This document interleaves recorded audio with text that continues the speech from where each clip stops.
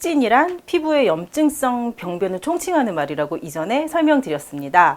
오늘은 신기한 피부 사전 습진 3탄 한포진에 대해서 알아보겠습니다.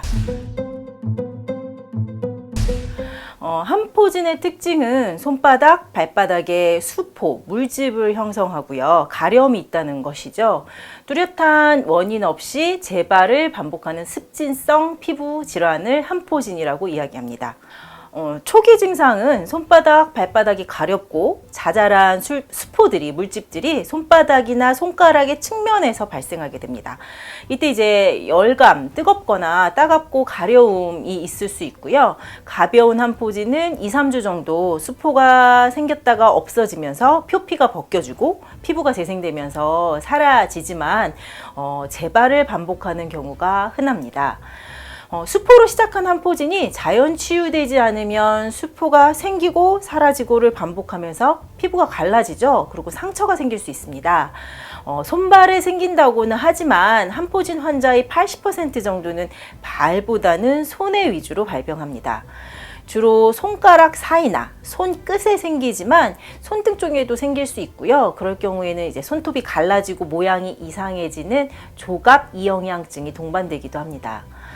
한포진이라는 용어 자체에 땀 한자를 쓰는 이유는요. 손바닥, 발바닥에 땀이 많은 부위에 주로 생기고 또 더운 여름철에 악화되기 쉽기 때문에 땀 한, 거품포 해서 한포진이라고 명칭하지만 실제로는 한관이나 땀샘과는 연관성이 크지 않습니다. 한포진의 치료는 급성기와 재발을 반복하는 만성기로 나누어 생각해야 하죠. 초발, 그러니까 처음 생겼을 때는 기본적인 처치는 청결하게 하게, 그 다음에 적절하게 보습을 해주는 것입니다.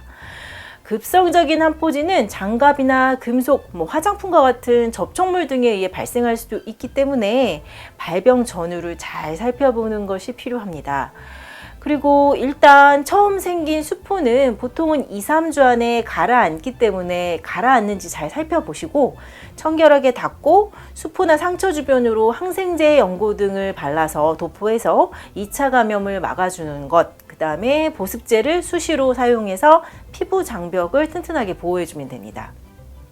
스테로이드 연고는 심할 경우에는 바를 수 있는데 피부 장벽이 얇아지면서 감염에 취약해질 수 있습니다. 그렇기 때문에 급성기에 단기간 사용하는 것이 아니면 조심해야 합니다. 그런데 만약 이제 만성적으로 재발을 반복할 때는 이렇게 앞서 말씀드린 보습만 방법으로는 안 되고요. 그 이외의 치료가 필요하겠죠. 한포진 환자들이 아토피 피부염이나 아니면 기타 다른 피부 질환을 동반하는 경우가 종종 있는데 결국 만성적인 피부 질환은 피부의 외부적인 문제보다는 몸 내부에서 지속적으로 알레르기 반응이 일어나는 것, 그리고 그런 반응들이 어디에 있는 피부에 일어나느냐, 어떤 양상으로 나타나느냐가 중요하겠죠.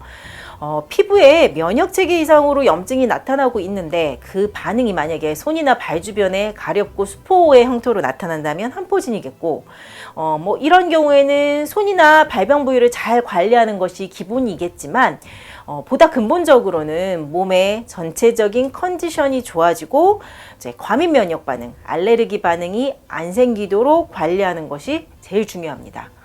그리고 이런 경우에는요, 스테로이드 외용제나 복용약은 조심해야 합니다. 체질 진단, 그리고 한약 치료를 통해 면역 체계를 튼튼하게 안정시켜주는 것, 그 다음에 손에 적절한 보습을 해주는 치료법이 필요합니다.